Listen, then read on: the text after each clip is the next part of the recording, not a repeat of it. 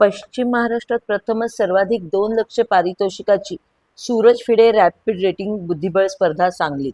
22व्या Suraj FIDE rapid rating बुद्धिबळ स्पर्धा 2026 चे आयोजन सांगली येथे करण्यात आले आहे. गेली 21 वर्षे सुरू असलेल्या या स्पर्धा आजही मोठ्या प्रमाणात भरविण्याचा प्रवीण शेठ यांचा मानस आहे. सांगली हे बुद्धिबळाचे माहेरघर असल्याचे व शाळेत बुद्धिबळ ही संकल्पना राबविण्याचा प्रवीण शेठ व नूतन बुद्धिबळ मंडळाचे अध्यक्ष सोहन शिरगावकर यांचा संकल्प आहे. चेस कॉम्पिटिशन ही इंटरनॅशनल कॉम्पिटिशन आपण गेली 21 वर्षे घेत येतो. हे 22वे वर्ष आहे आणि 22व्या वर्षी आपल्या कुपवाडला ही स्पर्धा होती आहे.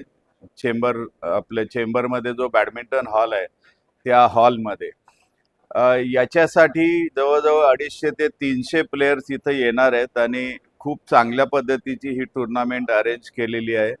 प्रत्येक वर्षी आमच्याबरोबर NG कामत सर असायचे.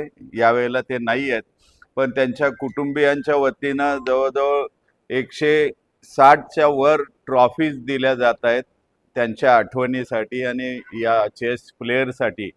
एकूणात 222 बक्षिसं देत आहेत. 2 लाख रुपयाची बक्षिसं आहेत. त्यातली आपण कुपवाडला बॅडमिंटन हॉलमध्ये घेतोय आणि गावापासून म्हणजे सांगली आणि मिरज इथून सर्व खेळाडू येतात.